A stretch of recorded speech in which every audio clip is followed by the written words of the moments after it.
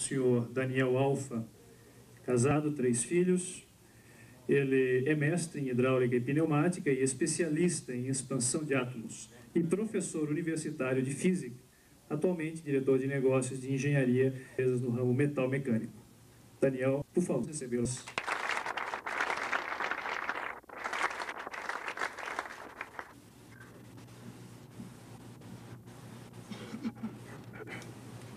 Passar aqui pela frente, aqui, assim vocês podem me ver e ouvir vocês melhor. Uma boa noite a todos. Boa noite.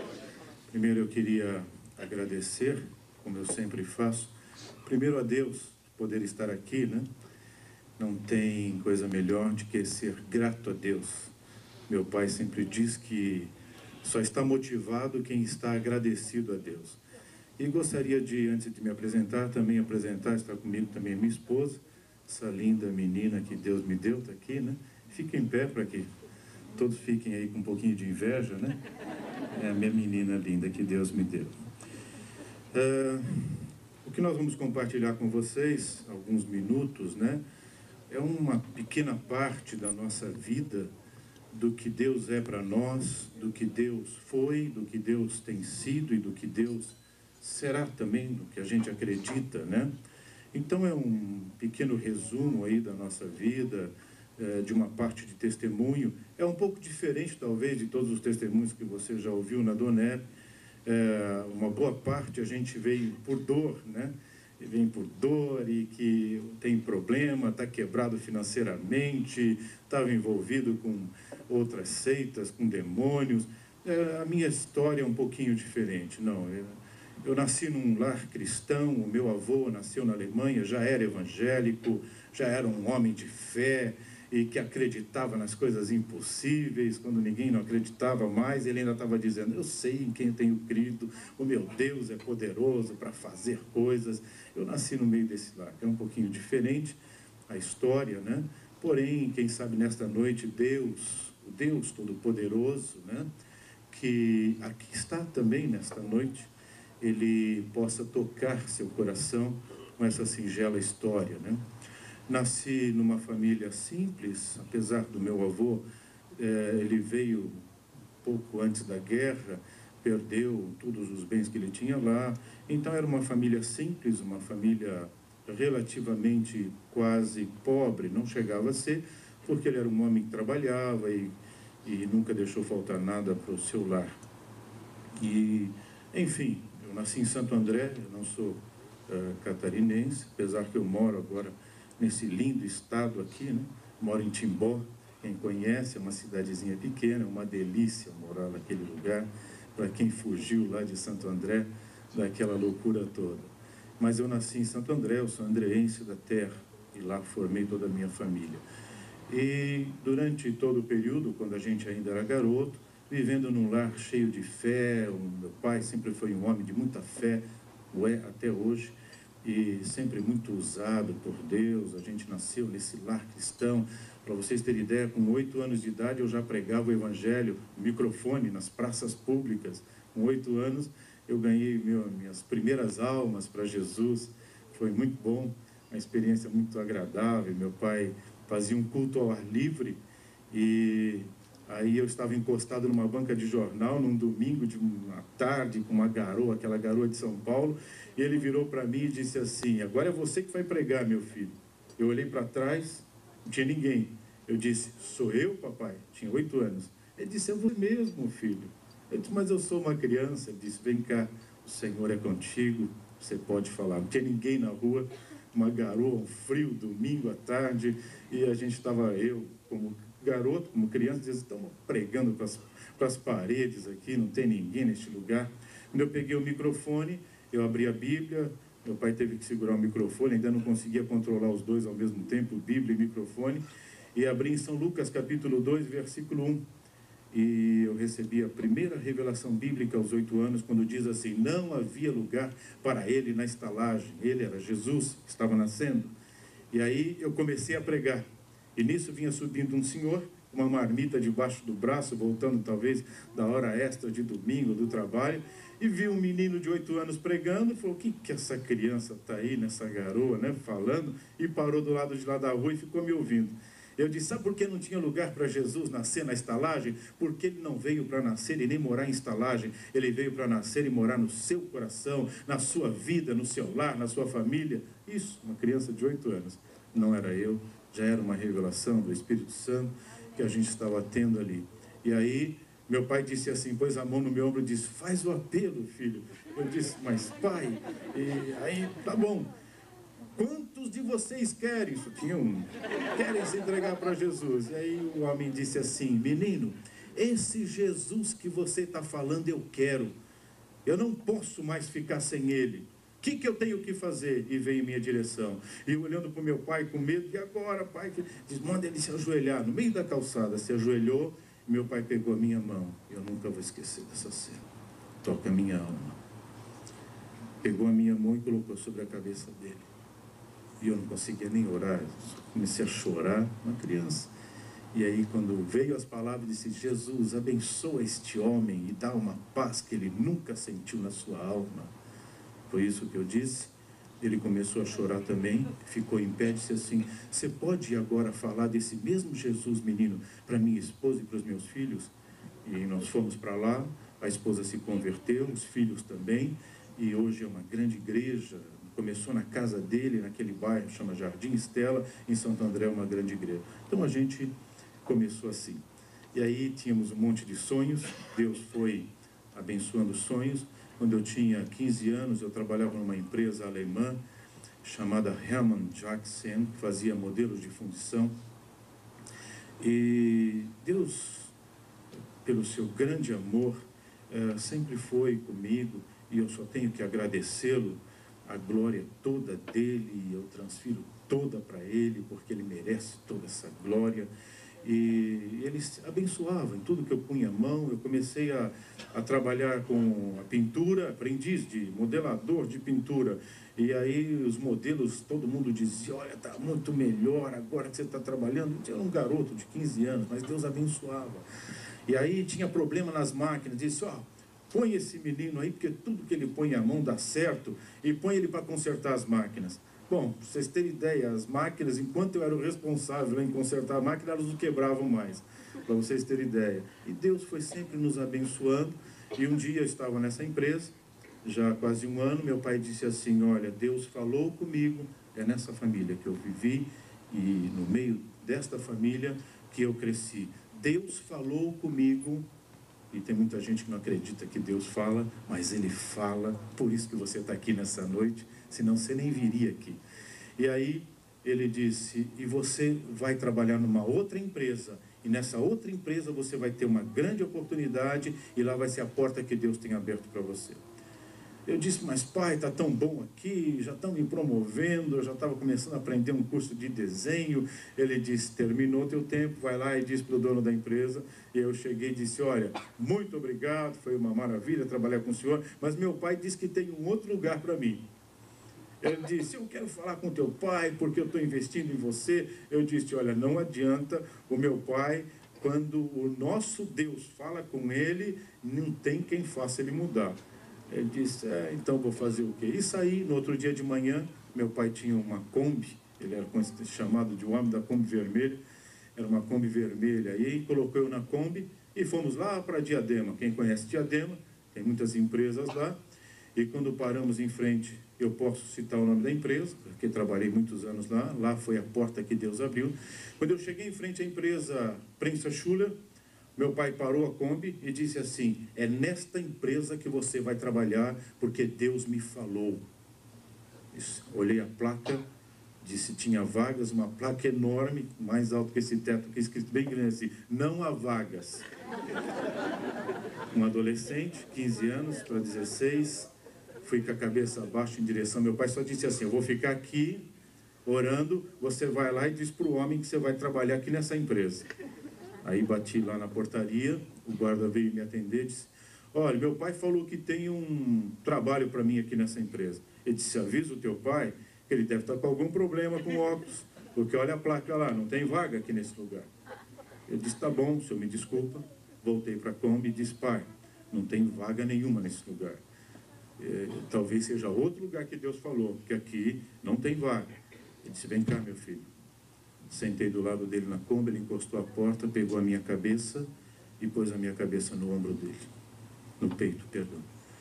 E disse assim: Jesus, tu falaste comigo e me mostrou que é este lugar que tu tem para o meu filho. Então, mais uma vez, para a tua glória, prova o teu amor, Pai. Disse assim: volta lá, filho. Se coloca no lugar do adolescente de novo. Vai com a cabeça baixa, dizendo: meu pai realmente está, enfim, está ficando velho, alguma coisa. Quando antes de chegar, o guarda já dirigiu a mim e disse assim: olha, é o seguinte, menino, talvez o teu pai sabe de alguma coisa que eu não sabia, e eu liguei lá em cima e disseram que é para você subir. Eu disse: ah, meu Deus. Tem alguém aqui que ainda não acredita que oração funciona? Se a oração for dirigida a um Deus que é vivo, que ressuscitou ao terceiro dia, que mandou o seu Espírito para estar conosco, então passe a acreditar, porque Ele ouve, Ele tem prazer em ouvir os que são seus. E aí subi lá, preenchi a ficha, me colocaram na sala do gerente da contabilidade. Ele também me permite citar o nome dele, ele é um cristão, eu não sabia, só fiquei sabendo depois. Senhor Walter Matchulati, é um catarino aqui, encontrei ele em Blumenau tantos anos depois, isso aconteceu em 69, tantos anos depois, encontrei ele aqui em Blumenau, foi uma alegria. Contando esse testemunho, ele levantou a mão e disse assim: sou eu, Walter Matchulati, eu que estava lá, Deus usou ele. Aí eu sentei e fiquei esperando, daqui a pouco chegou ele, e no lugar onde dizia religião, eu escrevi assim: evangélico. E embaixo eu escrevi assim: amo a Jesus Cristo. Bem assim. Aí ele pegou, não deu tempo dele ver a ficha, era muita informação, ele só leu aquele quadrinho e levantou os olhos e disse assim para mim: me diz uma coisa, você realmente ama Jesus Cristo? E eu disse assim para ele: se eu não amasse a Cristo, eu não estaria aqui hoje, porque foi Ele que me mandou. Ele disse assim: tem alguém te esperando? Eu disse: meu pai. Vai lá e avisa ele para ele ir embora, porque você vai ficar trabalhando hoje aqui. E foram 9 anos quase, 8 anos trabalhando lá, onde Deus abriu portas. E um ano depois, até o alemão, que eu já não falava há algum tempo, em questão de 3, 4 meses, o idioma é como se ele tivesse aflorado. Eu tinha falado muito pequeno com meu avô, quando eu ainda tinha 3, 4 aninhos, 4, assim. E em 3 meses, ouvindo eles falarem alemão, eu comecei a falar alemão fluentemente. Ele ficou assustado, espantado com aquilo. Seu Richard Klett, o diretor-presidente da companhia, ele disse: mas que negócio é esse? 3 meses atrás você entrou aqui, não falava uma palavra em alemão, e agora você conversa comigo em alemão. Ele não falava português. E eu dizia assim: é o meu Deus, eu falava para ele. E aí ele ficava assim, não dizia nada. Depois de uns 7 a 8 meses, mais ou menos, se não me falha a memória, ele me disse assim: amanhã você vai começar a trabalhar na engenharia. Engenharia? Eu era um office boy, um contínuo lá da administração, trabalhava, assessorava lá a diretoria, mandando telex. Lembra do tempo do telex? Eu era lá um operador de telex e que cuidava do almoxarifado, alguma coisa desse tipo. Nunca nem tinha conhecimento de... Eu disse: na engenharia? Ele disse: na engenharia. Chamou o gerente da engenharia, seu Karl-Heinz Raug, e disse: ensina tudo para esse menino que você sabe. E se tiver alguma coisa que você não sabe, procura quem sabe e manda ele ensinar também. Bem assim. O homem ficou, o outro alemão ficou meio assim, olhando para mim como quem diz: o que ele viu nesse rapaz, né? Para querer isso. É assim que Deus faz. Deus foi nos abençoando e passamos ali. Daí ele perguntou assim: mas e eu vou registrar ele como? O que ele vai ser?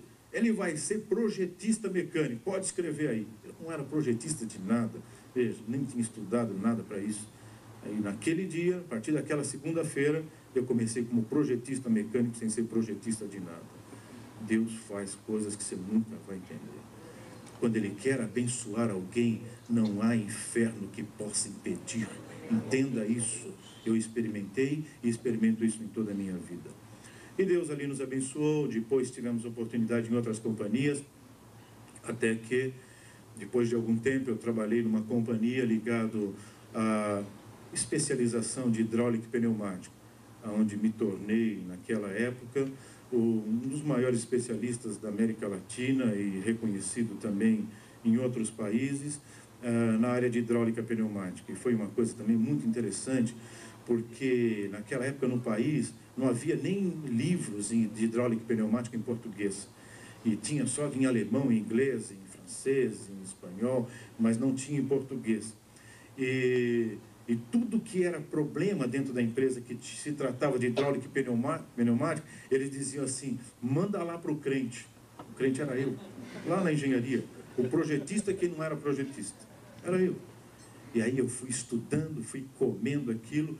No final, nenhuma prensa era projetada, não se iniciava o projeto, enquanto não passava na minha mão. Diz, primeiro tem que passar lá na mão do Daniel, ele tem que refazer todos os cálculos que vinham da Alemanha. Eu refazia uma parte dos cálculos e modificava, porque eu consegui baratear o custo da fabricação dos equipamentos, usando um outro sistema, um pouco mais agressivo do que a Alemanha usava, que era muito conservadora. E com isso a empresa começou a vender mais equipamentos, enfim, e Deus nos abençoou muito. Tivemos oportunidade para uma outra companhia, saímos para uma outra empresa que trabalhava exclusivamente com hidráulica e pneumática, atendia trens de pouso, para naves espaciais, fornecia válvulas especiais para naves, enfim, para a NASA, inclusive. E como era uma área que eu gostava muito e tinha me especializado, começamos a trabalhar e eu assumi logo depois a gerência responsável pela engenharia simultânea e todos os novos lançamentos, os novos projetos. A gente participava a nível de reunião com todos os gerentes de engenharia mundial. E trabalhamos durante algum tempo como responsável geral por todos os novos projetos, e Deus ali nos abençoou muito. Eu vi muito a mão de Deus. Eu era chamado nos Estados Unidos de Gotterization, era o pesquisador de Deus, porque tudo eu falava assim, Deus vai me ajudar, eu dizia. Em tudo eu falava. Então eles diziam, um dia se Deus vai esquecer de você e você vai ter que fazer as coisas sozinho. Eu disse assim, Deus nunca se esquece de nós. O que Ele formou, Ele tem prazer em cuidar. Ele não te formou no ventre da sua mãe para deixar você morrer num deserto, sem ninguém para poder te acalentar. Não, se não tiver ninguém, Deus está ao seu lado para te acalentar. Ele nunca nos deixa. Esse é um grande segredo que poucas pessoas se conscientizaram disso. E Deus ali nos abençoou até que houve um acidente, vocês se lembram, em 78, 28 de janeiro de 78, de 86, que houve a explosão da Challenge. E nós, como responsável, nós fornecíamos as válvulas para o comando dos sistemas principais de lubrificação e também de controle de combustíveis. E eu era o responsável técnico da empresa, e se fosse descoberto que o problema tinha sido do nosso produto, eu seria acionado, eu seria processado e poderia até ser preso, porque fornecemos um produto que causou 6 mortes, fulminante. Enfim, e aí fomos convocados rapidamente para lá e ficamos lá 42 dias internados. Ninguém saía, ninguém entrava mais dos que foram chamados, especialistas de vários lugares do mundo, e estava lá um brasileiro, um Gotterization, um pesquisador de Deus. Puseram no meu laboratório, eu tinha um laboratório ali na NASA, puseram no meu laboratório uma plaquinha escrito assim, Gotterization, pesquisador de Deus.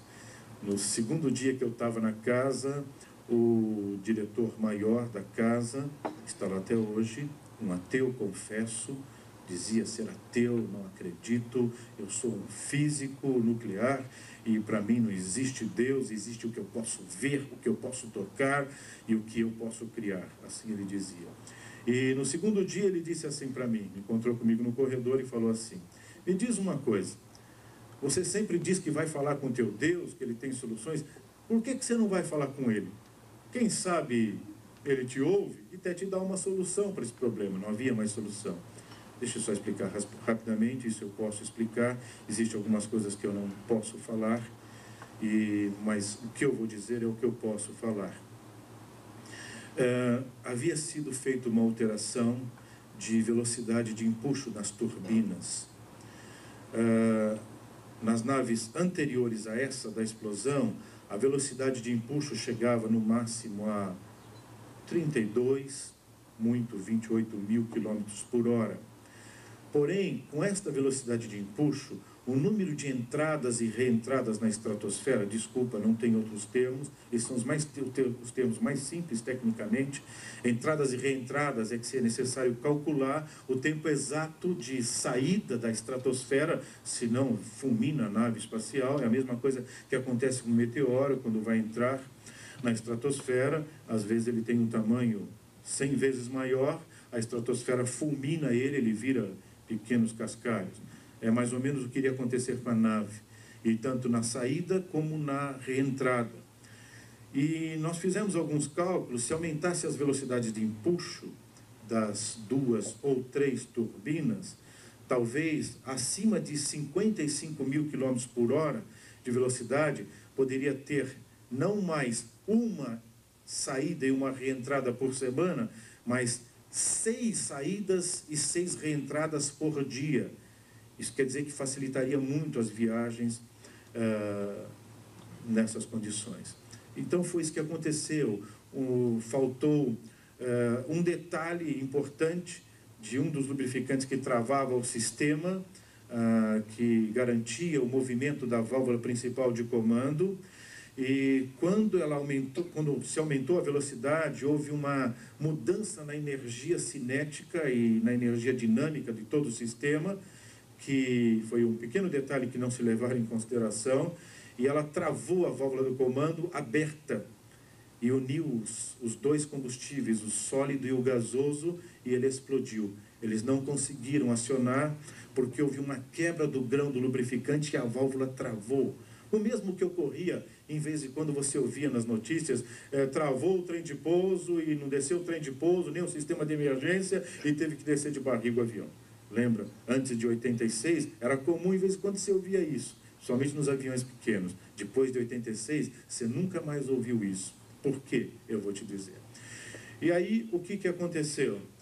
Estávamos lá já quase 42 dias, e vai para o laboratório, e testa, e faz testes, e nada, não havia solução para a modificação desse sistema. Quando foi já quase com 42 dias que estávamos lá, eu encontrei novamente esse ateu.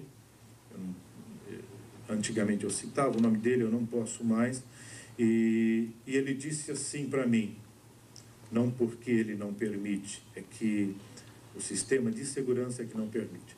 E o que aconteceu? Ele pegou e me disse assim no corredor: e aí, cadê o teu Deus? Será que ele não foi viajar? Quem sabe ele está passeando, não pode te ouvir? E zombou de mim ali, zombou de Deus. Naquela hora, eu vou dizer para vocês o que eu senti. Os meus dedos dentro do sapato, eles começaram a aquecer, esquentar. E eu ouvindo ele, eu olhava para o meu pé como querendo ver os meus dedos, porque eu não sentia mais eles dentro do sapato. Eles foram esquentando, foram aquecendo, e aquele calor foi subindo na minha perna, como se quisessem me queimar todo o meu corpo. E aí eu perdi o controle da boca, da língua, e eu disse assim para ele: hoje ainda você vai glorificar o meu Deus, porque ele vai me dar a solução. Ele disse assim para mim: se o teu Deus fizer isso, é sinal que ele fala com você, então é sinal que ele é vivo. Eu sou o primeiro a glorificar então o teu Deus, porque então ele merece. Ele disse. Ninguém tinha solução. Tinha aproximadamente na casa de todas as áreas, de vários lugares do país, do mundo, desculpa, mais de 380 experts em diferentes áreas. E não havia solução. Eu voltei para o laboratório, eu disse: meu Deus, o que eu falei para esse homem? Eu não tenho solução nenhuma. E agora, Pai? O Espírito Santo me acalmou, eu senti uma paz, essa mesma que o irmão Rangel disse, que aquele empresário lá na Índia sentiu. Eu senti uma paz, uma calma que entrou na minha alma. Voltei para o meu quarto, que era do lado do laboratório, ajoelhei e comecei a orar. Disse: Deus, eu não tenho outro lugar para buscar solução a não ser em Ti, porque eu não tenho essa solução. Se não vier do céu, eu não tenho outro lugar. Eu estava com a Bíblia aberta, ela estava lá em Êxodo 30, 22, e lá tem algumas fórmulas que Deus deu para o perfumista e para o sacerdote que fazia o incenso, que após a liturgia do culto na época era aspergido. E o Espírito de Deus tocou em meu coração. Quando eu abri os olhos da oração, eu vi todas aquelas especiarias e tal, e aí eu senti a direção de Deus. Ali estava a solução. Voltei para o laboratório e disse assim: eu já tenho a solução. Este dito ateu disse assim: só se Deus falou com você, só se você buscou no céu, porque ninguém tem nada até agora. Eu disse: é de lá mesmo que veio, é do céu, se você quer saber. Ele disse: então vamos ver. Alguns componentes não tinham, um tinha na Turquia, outro só em Israel. Os caças foram rapidamente lá, buscaram, em questão de horas já estavam de volta. Montamos no laboratório, havia um osciloscópio que podia medir qualquer alteração de energia cinética e simulava a velocidade até 150 mil km por hora, para ver quais eram as alterações de energia que ocorriam em todo o sistema. Montamos lá todo o sistema e aí eu peguei 2 gotas de betume. Sabem o que é betume? É o óleo grosso, petróleo bruto antes de ser tratado. Peguei 2 gotas, coloquei, eles ficaram todo mundo olhando para mim: o que você vai fazer? Eu falei assim: fique em paz. Da onde vem a fórmula, ele sabe o que faz, eu disse. Eu estava em paz, eu lhes confesso. Não sabia, veja, como homem, se aquilo ia dar certo. Mas como servo de Deus, eu tinha convicção que o que Deus faz, Ele não brinca com seus filhos. Eu tinha convicção. E aí montamos e começou a testar. Chegou a 38 mil. Este homem, dito ateu, já andava de um lado para o outro. O osciloscópio, ele é enorme, ele tem quase 1,80 m de diâmetro. Você vê de longe. E não havia a menor alteração do grão, não se quebrava o grão. Chegou a 45 mil, nenhuma alteração. O melhor que existia anterior, quando era 28, ele já quebrava o grão e travava todo o sistema. Já estava a 55 e nada tinha acontecido. E ele já andando rápido de um lado para outro, e batia no meu ombro e dizia assim: mas que negócio é esse? Como é que é isso aí? Da onde você foi buscar? E que Deus é esse? Como que é isto? E começou já, e me sacudia o meu ombro, como se queria tirar de dentro de mim o que é que eu tinha feito, da onde eu tinha tirado aquilo. E eu glorificando a Deus, ainda calmo, glorificando, agradecendo a Deus, e o osciloscópio foi subindo, 80, 85 mil km por hora, não acontecia nada, e se provou ao contrário. Quanto maior era a diferença de energia, quanto maior era a carga de pressão sobre o sistema, menor era o atrito, e melhor era a capacidade do grão para se submeter àquela situação. Era o contrário às leis da física, contrário ao que tudo se sabia até aquela época sobre aquele tipo de grão. Era o contrário, o oposto. E aí o equipamento só chega até 150 mil, quando já estava 140, parecia que a parede todinha ia arrancar, porque era um barulho ensurdecedor, insuportável, e nada havia acontecido. A performance era melhor.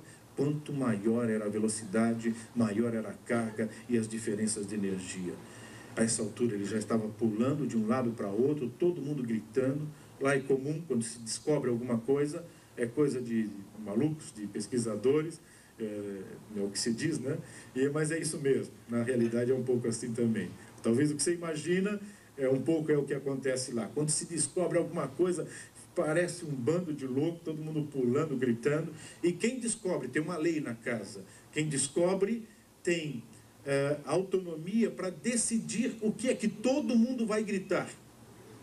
É coisa de pesquisador mesmo. É bem por aí. E aí eu disse: parem, todos. Um gritava eureka, outro gritava não sei o quê.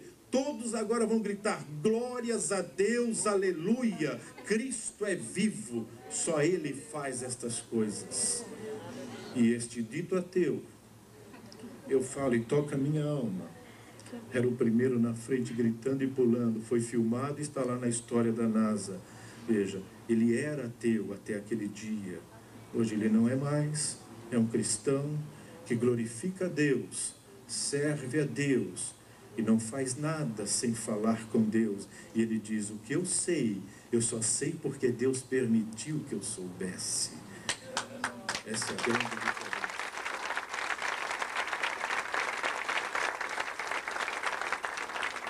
Transfiro todas essas palmas para o meu Jesus. Ele merece todas elas. E aí, assim foi. Essa foi uma experiência na casa. Depois tivemos oportunidade para trabalhar ainda nesta companhia. Ele era ligado ao armamento bélico. E, contrário à minha vontade, eu fui trabalhar com armamento bélico. E como a gente sempre foi muito agressivo em pesquisa, em buscar novas coisas, eu soube que no ramo bélico havia um grande problema para as metralhadoras dos caças. Uma metralhadora no caça, a melhor metralhadora que havia na época, se travasse um cartucho ou não se deflagrasse, ele tinha capacidade só para tirar um ou no máximo 2 cartuchos não deflagrados. Então ele podia às vezes imobilizar ou perder por completo uma metralhadora debaixo da asa se 1 ou 2 cartuchos tivesse esse problema. E era muito comum por causa da diferença de temperatura, dependendo da altura de voo do caça ou a região onde ele estava. Então era um problema gravíssimo aí a nível de armamento bélico. E eu fui trabalhando, pegando algumas metralhadoras antigas, uma metralhadora inglesa que havia desenvolvido nesta empresa onde eu trabalhava, e acabamos fazendo uma das metralhadoras reconhecida pelo sistema todinho de segurança, reconhecido como a metralhadora mais mortal do mundo. Era calibre 52, ela dava 950 tiros por minuto, e ela não existia a possibilidade de travamento, porque foi criado um sistema anti-travamento de altíssima pressão, com liga de carbono muito leve, para não pesar muito no aparelho, que nós conseguimos colocar dentro desse tanque, um pequeno tanque, só que é debaixo da asa, 8.450 bar de pressão. Desculpem quem não é da área, não tem outro termo, é kgf por centímetro quadrado, mas é pressão, a sua mente não consegue imaginar, a verdade é essa, é muita pressão. Então, nem dentro do centro da bomba atômica não tem tanta pressão assim. No centro de uma bomba atômica, a pressão máxima de expansão de átomos que ela gera é em torno de mais ou menos 2.800 bar kgf por centímetro quadrado. E no centro, e dentro de um tanque desse, chegava a quase 8.000 bar. E, então, era indefinido. Você podia, se o cartucho não deflagrasse, ela explodia os cartuchos para fora, e nunca a metralhadora. E a altíssima precisão, era com mira laser, um sistema controlado por uma centralina que nós desenvolvemos com uma equipe. E quando nós fomos fazer o primeiro teste, se fez um muro muito grande, uma parede muito grande, alta, de concreto e com várias linhas, vários riscos, e o armamento ele é medido pela precisão de tiro, não só pela capacidade de destruição, mas pela precisão de tiro. Nós ficamos na casa-mata, guardados, e pelo rádio dissemos para o caça descer, arremeter, e aí, quando ele desceu, ao contrário, quando ele desceu, ele acionou a metralhadora a uma distância de 1.600 metros, um pouquinho mais do que 1,5 km.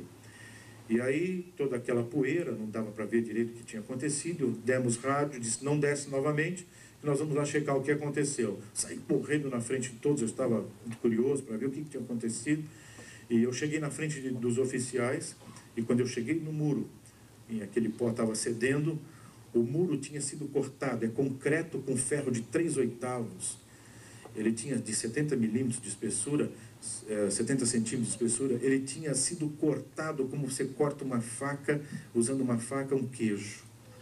Com precisão, com erro de 2/10 a 1.600 metros. Nunca se tinha visto nada igual.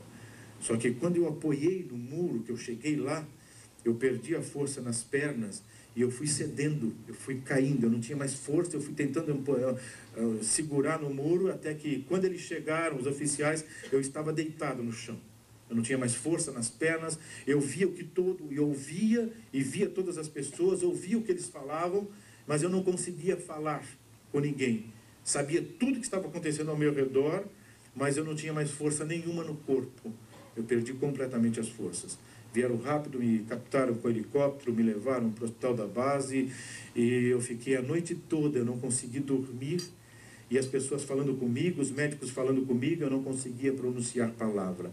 E via tudo o que acontecia. Eu não movia um dedo sequer. E aquela noite, pasmem os senhores, Deus falou ao meu coração muito forte. Ele tocou no meu coração de uma forma muito forte. E uma das coisas que eu nunca vou esquecer, que ele me disse quando eu estava ainda no muro, como uma voz muito forte, disse: eu não te chamei para tirar vidas, eu te chamei para ganhar vidas. E eu entendi o que Deus estava querendo me falar. Mesmo sendo de um lar cristão, não era para aquilo que Ele tinha me dado condições de estudar, de trabalhar, de ter as condições de conhecer empresas no mundo inteiro, não foi para isto. A função era outra. Uma delas, por que não dizer, falará Adonai? Por que não dizer? Uma delas. E outras mais, como já preguei o Evangelho para Helmut Kohn 2 vezes, já falei de Jesus para o Jô Soares algumas vezes, enfim, tivemos oportunidade e outras mais para falar de Cristo por aquilo que Deus nos deu condição de aprendermos e de trilharmos de caminho e daquilo que acreditamos. E aí o general não entendeu naquela ocasião e eu sofri um pouco, alguns detalhes eu não posso mais falar, mas a gente passou um período muito difícil. Durante quase 9 meses eu abandonei tudo, eu queimei todos os planos da metralhadora e me disseram: você está louco? No outro dia de manhã, para vocês terem ideia, a noite toda eu passei assim, ouvindo Deus falar ao meu coração. No outro dia de manhã eu estava normal, eu não tinha nada, eu saí do hospital andando normal. Ninguém entendia, mas eu entendi o que tinha acontecido. Cheguei no escritório e disse: olha, terminou, eu queimei todos os planos da metralhadora, já tinham vendido milhares de unidades, principalmente por Oriente Médio, já tinham comprado muitas unidades e já iam colocar isso em produção seriada, e eu queimei todos os planos, desenhos, tudo. Alguns dos cálculos do sistema só eu tenho condição de fazer. Fui eu que desenvolvi, era uma variável uma matemática com 8 variáveis, e que Deus me abençoou para me compreender aquilo, e eu consegui descobrir. Eu rasguei tudo isso, queimei tudo, joguei tudo fora, e ninguém mais tem acesso. Enfim, e aí o general disse: se você está com algum problema, vai para casa, descansa, e depois nós vamos te buscar, e você vai fazer tudo de novo. E é muito dinheiro que você vai ganhar. Passou um tempo, foram me buscar, eu estava lá na unidade da fábrica, desceram com o helicóptero lá, pararam a fábrica, pararam as ruas todas, e os PAs me pegaram calmamente, entenda isso, me pegaram calmamente, puseram no helicóptero: tal pessoa quer falar com você. Me colocaram numa sala, pegaram um cheque com valor enorme, empurraram em minha direção e disseram assim: isso é só o começo, já vendemos milhares de unidades, isso é uma comissão só para te motivar, é só o começo. O valor era alto, era um bocado de zeros. Eu peguei o cheque de volta e virei e empurrei assim para o oficial. E disse: o senhor não entendeu, Deus falou comigo e Ele não me chamou para isto. Eu sirvo a Deus, nem que eu tiver que procurar emprego, mas eu sou hoje um pesquisador desempregado e eu vou depender de Deus a partir de hoje. O que Ele quiser para a minha vida é o que vai ser, eu disse. Ele disse: olha, vai descansar, porque você não vai conseguir emprego em lugar nenhum. Onde você pensar que você vai, nós já estamos lá. E foi durante um tempo muito difícil. Até que um dia, que já não tinha mais dinheiro para comprar comida, eu andava procurando emprego a pé, tirei um monte de coisa do meu currículo para as pessoas olhar: você vai querer ganhar muito. Aí fui tirando, até que eu já estava aceitando desenhista mecânico de manutenção. É isso mesmo. Falava já 3 idiomas, 4 fluente, enfim, e mesmo assim não tinha emprego, estavam todas as portas fechadas. Deus estava me ensinando aquela lição, aprender a depender dEle, e não depender da nossa sabedoria, não depender do nosso conhecimento, não depender da nossa capacidade, do seu MBA, do seu mestrado, do seu pós-graduado, nada disso. Depender de Deus. E escutem, senhores e senhoras, não tem pessoa melhor para a gente depender do que Deus. Ele nunca falha, nunca. E Ele vem na hora certa. Então, entenda isso. Eu estou falando isso com muita convicção da minha alma. Eu não jogo tempo fora. Eu não viria de Timbó aqui para jogar meu tempo fora, se eu não acreditasse nisso que eu estou falando. Eu acredito nisso. E aí, quando já quase 9 meses, aquela situação, eu andava a pé, quilômetros, procurando emprego. Estava saindo de manhã, minha esposa pegou a mamadeira, nós tínhamos criança pequena, e ela disse assim: essa é a última mamadeira, o último leite, não tem dinheiro para comprar mais. Eu disse: o Senhor proverá, eu disse para ela. Aí ela disse assim: oh, que coisa boa uma mulher de fé. Ouça isso, mulheres. Mulher de fé ao lado de um homem é uma maravilha. Ela estendeu assim a mamadeira para o céu e disse assim: Jesus, eu creio que hoje termina a nossa luta, porque o Deus que eu sirvo cuidou de nós durante todo esse tempo, e eu sei que hoje te dará a vitória. Pôs a mão no meu ombro, ela se lembra bem, disse assim: vai, o Senhor é contigo. A pé, não tinha dia nem para tirar xerox mais do currículo, minha tia que tirava para mim, o telefone não tinha mais, tinha vendido, enfim, estava assim, vamos lá. E aí andei, achei uma rua lá que eu nunca tinha entrado. Não entrei nessa rua aqui, parei numa empresa lá. Escutem, senhores, tudo que eu falo, eu tenho prova, posso citar o nome das empresas e as pessoas lá na empresa vão confirmar tudo isso, por isso que eu falo com muita convicção. Bati lá na porta e, pô, olha, eu sou nome e tal e estou procurando emprego. Ah, o senhor que é o Daniel Alves? Sim, sou eu. Mas estão te esperando. Aí eu disse: bom, deve ter algum problema, eu deixo ele me levar lá para dentro. Lá dentro eu explico, já estou lá dentro mesmo. Eu disse: lá eu explico. Não, a secretária do diretor-presidente já está te esperando, e o diretor, e sabia que o senhor ia vir e está todo mundo te esperando. Tá bom. Veio a secretária do diretor, nem sabia se eu falava alemão ou não, já veio falando alemão no corredor, e tal, que bom que o senhor veio, ele já está lhe esperando, até agora eu não sabia quem era, eu só sei que era o diretor-presidente da companhia, me pôs numa sala muito grande lá, sentamos na sala, e ele disse assim, se apresentou, e aí eu disse: pô, agora eu vou ter que explicar para este homem o que aconteceu, e que eu não sou quem ele está esperando, deve ser algum outro Daniel Alfa, porque... Aí eu disse: olha, eu quero lhe explicar uma coisa, senhor. Eu nunca mandei currículo para a sua empresa, e eu não sei do que se trata, não sei o que está acontecendo, mas eu acho que eu não sou a pessoa que vocês esperavam, mas eu aproveitei a oportunidade para dizer para o senhor que eu estou procurando serviço. Ele falou, abriu a gaveta, tirou o meu currículo: mas esse currículo não é seu? Eu falei: sim, é meu currículo, mas não fui eu quem mandei. Ele disse: não, esse currículo está aqui há 9 meses. Fazia 9 meses quase que eu estava desempregado. Há 9 meses, uma pessoa que é da sua igreja, você entregou para ele, ele veio e trouxe para mim aqui. Mas há 9 meses atrás eu não tinha colocação para o senhor. Eu disse: eu vou guardar, porque eu gostei desse currículo, e quando eu precisar eu vou chamar ele. Falou: e foi essa semana que nós precisamos. E eu mandei ele lhe avisar, mas naquele domingo eu não fui na igreja. Veja, eu não fui, porque Deus queria me mostrar isso, que Ele cuida. Ele estava querendo me mostrar: valeu a pena, meu filho, depender de mim. Para de depender de você e começa a depender de mim. Era isso que Deus estava querendo me ensinar. E eu tinha que aprender. E eu fui exatamente na empresa, ninguém tinha me avisado, e como se Deus falasse: é aqui, meu filho, vai lá, é aqui o lugar que está lá. E nós estávamos esperando o senhor: ó, vamos fazer o seguinte, eu quero tanto o seu trabalho aqui na companhia, e pelo que já falaram, que o senhor tem condição de fazer, que nós vamos fazer o seguinte: eu vou pagar um salário já de mês adiantado para o senhor. Já viram isso? É isso mesmo. Esse é o Deus que eu sirvo e que te ama, que te trouxe aqui nessa noite.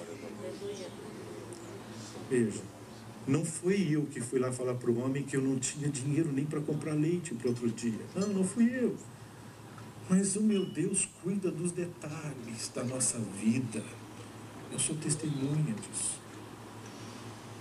E aí a minha esposa, eu liguei para minha esposa, ela não deu nem tempo de eu falar. Ela só disse assim: já está empregado, não é, meu filho? Eu disse: é isso mesmo. Oh, mulher de fé, que maravilha. É isso. Eu disse, já estou assim e já tenho um salário adiantado já. Quando eu saí fora da fábrica, saí glorificando a Deus, não tenho vergonha não. Saí glorificando a Deus pela calçada, quem me visse, esse vai um maluco aí. Veja, eu sou sim, sou um maluco grato a Deus, que vale a pena depender dele, servir esse Deus. E ali Deus abriu muitas portas, e depois montamos um escritório nosso de consultoria, e fomos trabalhando com consultoria em empresas, pegando massas falidas, é isso mesmo. Deus me chamou para pegar massas falidas. As empresas, e eu tinha muito cliente, e tenho até hoje. Veja, só que hoje eu não trabalho mais com isso, hoje eu trabalho com uma única empresa, full time, então não adianta vir procurar meu serviço. Já passamos por esse trabalho, mas se quiser ouvir de um Jesus que tira a massa falida, eu ainda conheço muito bem esse Jesus. Veja, e aí Deus nos levou a muitas experiências, uma grande empresa química, havia demônios naquela empresa, não tenho receio de falar isso. Eles terminavam de montar, de colocar, de vazar o líquido nas garrafas, quando a empilhadeira vinha para levantar com pallet, tudo amarrado, travado, as cordas estouravam e caía tudo antes de colocar no caminhão. Quando conseguiam colocar no caminhão, o caminhão batia, ou então vazava tudo no meio do caminho, chegava lá, não conseguia entregar a mercadoria, e a empresa cada vez mais afundando. E aí um dia, um desses empresários, dono dessa empresa, me viu eu falar num jantar que nem esse, similar a esse, lá em Jundiaí, São Paulo. E quando terminou o jantar, ele disse assim, por acaso você iria na minha empresa fazer uma consultoria? Ele queria uma consultoria, imaginou que eu ia lá na empresa fazer uma consultoria técnico-comercial, administrativa, enfim. E aí quando ele me falou, eu senti no meu coração que o problema da empresa dele não era nada disto. O problema era demônios. E depois ele me contou, olha, eu tenho uma tia que é sócia e ela é macumbeira e ela vai lá e asperge sangue de galinha nos muros da empresa para poder ela prosperar. E depois disso que ela começou a fazer, a empresa começou a afundar. E não tem mais quem tira ela do buraco. Eu disse, tem sim, senhor.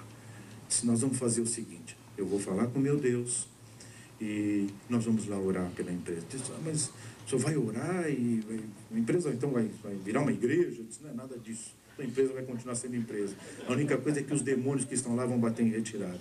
E o Senhor vai entrar naquele lugar. E aí, passou uma semana, 2 semanas, marcamos, eu prestava consultoria numa empresa em Campinas, quem conhece Campinas, tem aquela avenida grande que sai de Campinas para Anhanguera, saí no trevo da Anhanguera, estava saindo às 2 horas, meio-dia mais ou menos, daquela empresa em Campinas, para ir para Jundiaí, nesta outra grande empresa química, aonde eu ia lá para orar. Mandei reunir todos os funcionários, reunir os fornecedores, enfim, os diretores, toda a companhia, eu ia orar por todos eles. Quando eu estou saindo da avenida de Campinas, um carro, ali é totalmente dividido, tem poste, tem as árvores no meio da pista, que separa, um carro voou da outra pista contrária, entre o poste e a árvore, eu estava com uma Fiorino da empresa, e bateu na lateral da Fiorino. Durante alguns minutos dali, alguns segundos do acidente, eu não tinha ideia nem de onde o carro tinha vindo, para vocês terem ideia. Estava devagar, na minha mão, subindo tranquilo, ali é cheio de radar, e não dá para andar mais do que 60, tranquilo, subindo, orando, dizendo, Deus, abençoa lá essa reunião que nós vamos lá fazer, põe a tua mão, estava orando. E veio aquele carro e arrebentou, pegou a porta, fez um V em cima da minha perna, bem aqui na lateral. Eu fui jogado um pouco quase para o outro lado, o banco do passageiro. Ele não foi suficiente, ele voou por cima do meu carro e caiu em cima do motor. E ainda bateu e ainda foi um pouco mais à frente, e eu nem deu tempo de frear, não deu tempo de fazer nada, eu não sabia nem o que estava acontecendo até então, e do jeito que foi, ainda bati no carro lá.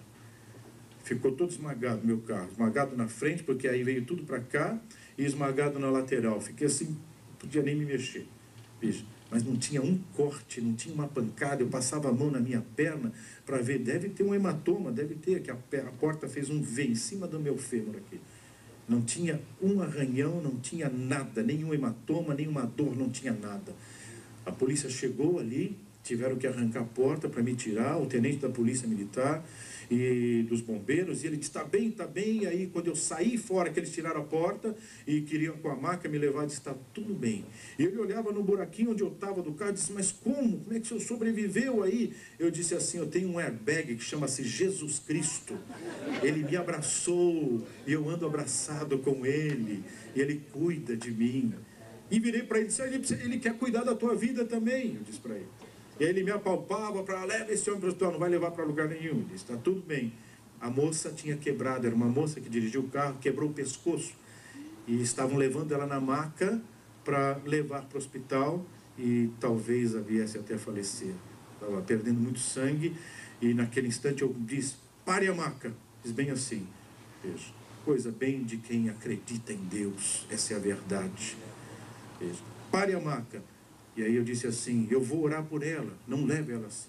Essa moça não vai morrer, eu disse. E aí o jornal da cidade de Campinas tirou uma foto, eu com a mão em cima da cabeça dela na maca, na avenida, orando por ela. Ela foi para a UTI, no outro dia eu estava visitando ela no hospital, ela estava recuperada para a glória de Deus. O Deus que eu estou falando aqui.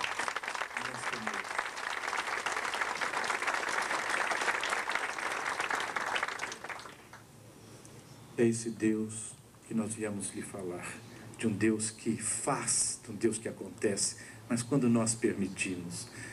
Poderíamos ainda contar muitas coisas. Voo 402 da TAM, eu era um dos passageiros, era um dos. Mas como é que você está aqui? Morreu todo mundo? Veja, é que de novo eu tenho um Jesus que eu ando abraçado com ele anda abraçado comigo, e é tão bom andar com ele, não importa que o inimigo queira. Tem pessoas preocupadas com inveja, com ciúmes, pessoas preocupadas que o casamento não vai dar certo, que a empresa não vai dar certo. É em nome de Jesus. Muda a tua convicção. É que a tua convicção está no teu MBA, no teu carro, no teu conhecimento. Está na hora de ter convicção em Deus. Aí sim você vai descansar em paz. E vai ver que o teu casamento dá certo, o teu negócio dá certo, as tuas coisas dão certo. Com Deus. Sem Ele é sazonal, assim, altos e baixos. Um mês bem, outro não, é assim. Casamentos e vida financeira. É um gráfico assim. É igual uma senoidal. Quem sabe que é senoide sabe o que eu estou dizendo. Voo 402 da TAM, só para encerrar. Eu representava um fabricante de máquinas a laser na América Latina. E eu ia dar treinamento, eu tinha vendido um equipamento desse para o Rio, eu ia dar treinamento para um grupo de 36 engenheiros que vinha de todas as unidades do Brasil desta empresa, para receber treinamento, para poder vender esse tipo de serviço nos outros estados do Brasil. E estava marcado, e nesse dia fatídico, eu estou indo lá para retirar a passagem no balcão da TAM, e dei o número.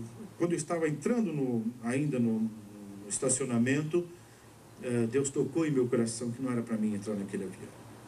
Eu disse, Deus, os engenheiros estão me esperando, como é que é isso? Como é que eu não vou? Aí a situação... Eu disse, Senhor, se não é para ir, então, eu vou ligar 6h45 da manhã, no escritório central, lá em frente à praia do Ipanema. Veja, 6h45 da manhã é meio difícil achar alguém no escritório na praia do Ipanema. Apesar que tem carioca aqui, né, que gosta de trabalhar, veja, mas tem as suas exceções. E aí, o que aconteceu? Aconteceu o seguinte, isso é só uma brincadeira, uma descontração. Meu pai é carioca também, então, veja. E aí, eu liguei, 6h45 da manhã, o gerente do escritório estava lá. Ainda bem, eu vim mais cedo para o escritório, não consegui te avisar ontem, eu estou cancelando a tua passagem, você não vai vir. Mas por quê? Caiu um raio ontem aqui, lá é a Light, né, o sistema, e queimou o transformador. A Light já trouxe um, colocou no lugar, não funcionou. Já trouxeram um segundo e não tem previsão de quando vai fazer funcionar, que não estão conseguindo fazer funcionar. Então não adianta, sem energia elétrica você não consegue mover a máquina. Eu disse, tá bom, então quando for para ir de novo você me avisa. Voltei para o escritório, parei para tomar um café, nesse inteirinho o acidente aconteceu. Meu escritório era bem perto ali da Dr. Lino de Moraes, algumas ruas depois onde foi o acidente. Quando eu entrei na fábrica, era uma multinacional, A minha secretária, que tinha se afastado da igreja, dos caminhos do Senhor, e eu estava falando de Jesus para ela, mas ela sempre dizia, não tenho motivo, Jesus não me ama. Às vezes eu tenho até dúvida que ele é vivo, que ele é real mesmo, parece uma coisa tão distante, e o Senhor é que fala aí com convicção, mas para mim é tão distante.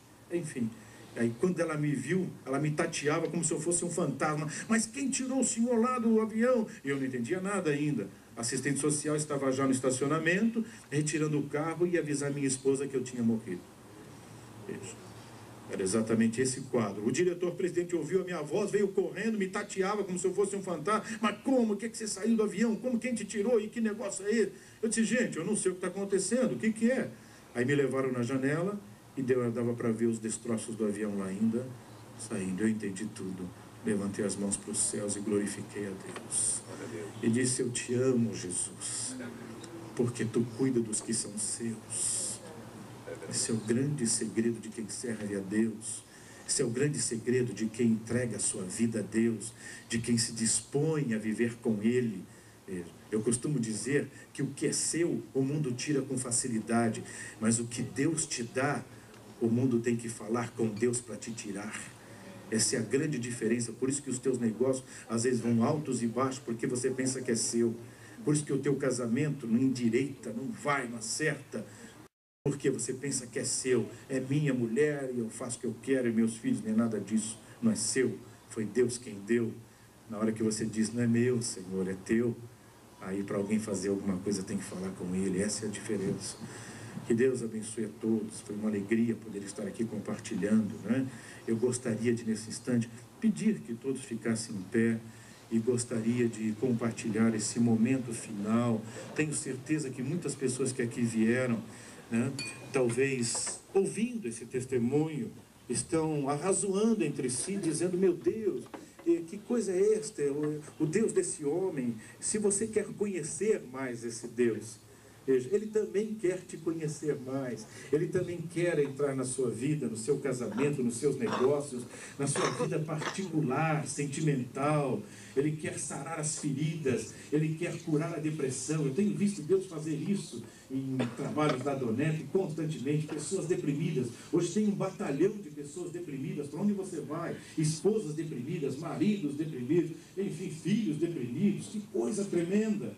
Eu vou lhe confessar, está aqui diante da minha esposa, eu não sei o que é depressão, não sei, se vocês me perguntarem, e como é que é esse negócio de depressão aí? Eu não sei lhe dizer isto, porque não dá tempo de entrar em depressão. Eu caio de joelhos e falo com o meu Jesus, Ele enche meu coração de alegria, de paz. O problema continua lá, não é que Ele foi embora não, está lá ainda, estou olhando para Ele, mas eu estou dizendo, Senhor, esse problema não é meu.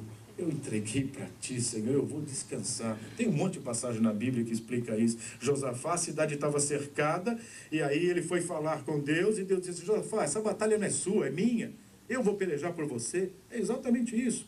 E aí, sabe o que ele disse para Josafá, para provar se ele tinha acreditado mesmo? Vamos fazer o seguinte, Josafá, amanhã eu vou pelejar por vós. Vai dormir, como se ele estivesse falando, vai dormir, manda o povo todo dormir. Amanhã eu vou tratar desse assunto. Cidade cercada, todos os inimigos cercando a cidade, e Deus manda Josafá e o povo ir dormir. E que Deus é esse? É o Deus que é vivo, porque nenhum inimigo virá sobre os que são seus, se Ele não permitir. Então que vá descansar. Aqueles que são de Deus, vá descansar, deixa o mundo se turbar.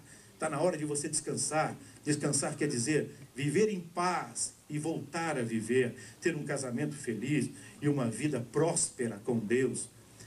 Eu gostaria de perguntar a alguém nesta noite que aqui veio, nos deu a satisfação da sua presença, acreditou naquilo que nós falamos. Eu não viria aqui nessa noite se eu não acreditasse no que eu lhes falei, eu não viria. Eu tenho essa postura, eu sou de descendência alemã, gosto das coisas certas, corretas. Hoje eu trabalho numa empresa lá em Timbó, está lá para quem quiser ver, Deus tem feito maravilhas.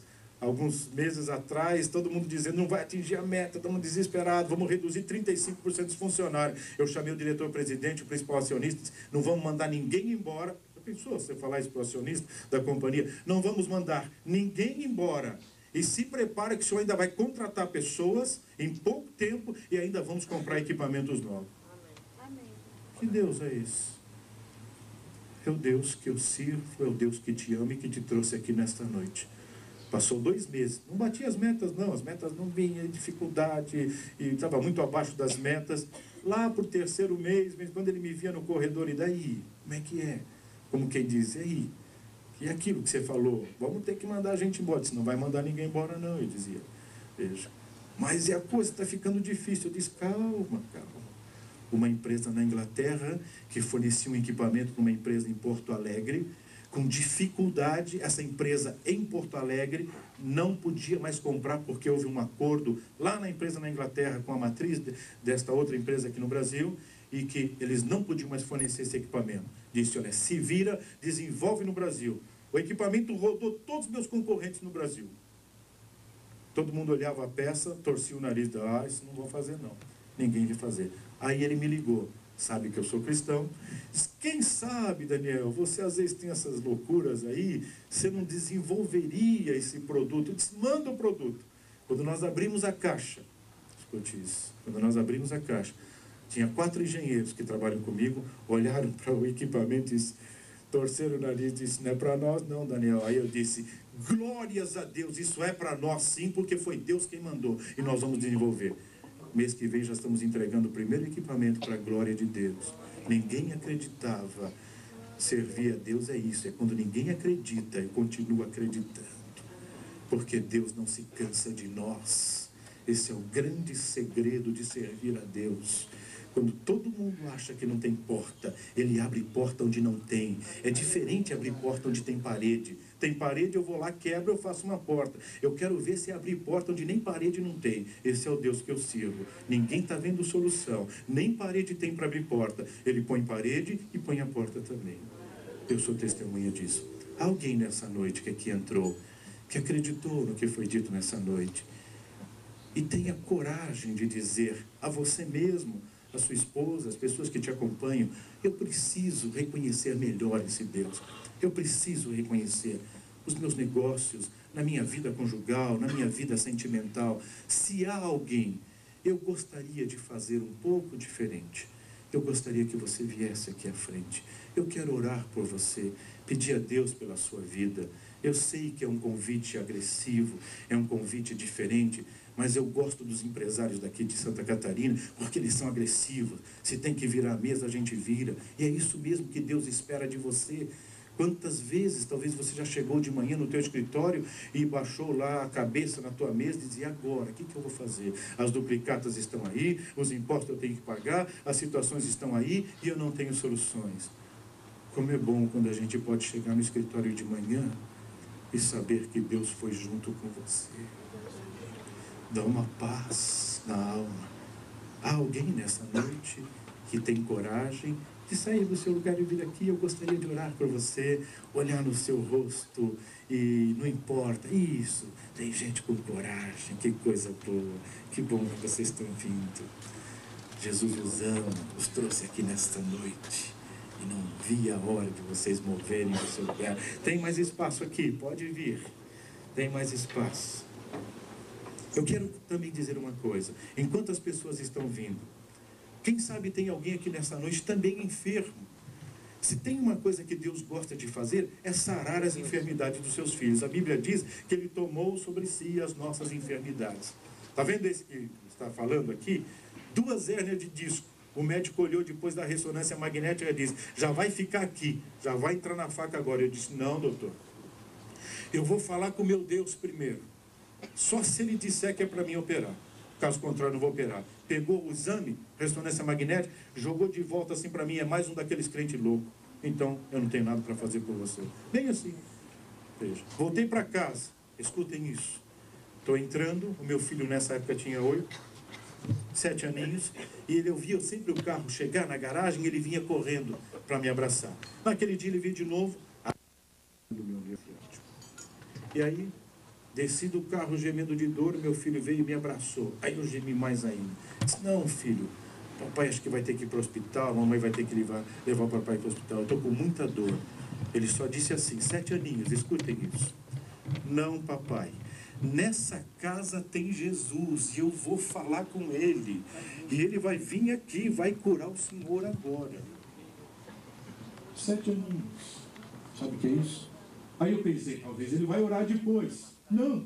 Ele agarrou na minha barriga, pôs a cabecinha dele aqui na minha barriga e começou a orar. Jesus do meu Pai, ele precisa da perna para poder andar, para levar a tua palavra ainda em muitos lugares que eu não sei nem aonde é. Então vem agora, Jesus, e tira tudo isso dele.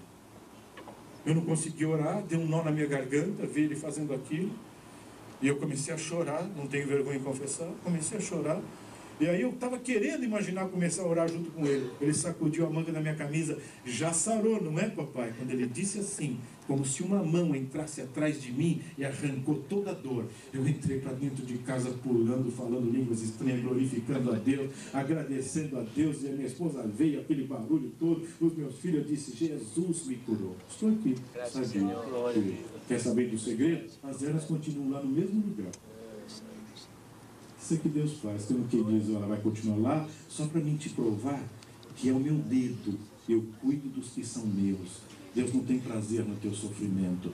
Se você veio aqui com fé também, além dele trabalhar na tua alma, além dele escrever o teu nome no livro da vida e te dar uma nova vida, mudar a tua história, ele também sara a tua vida física.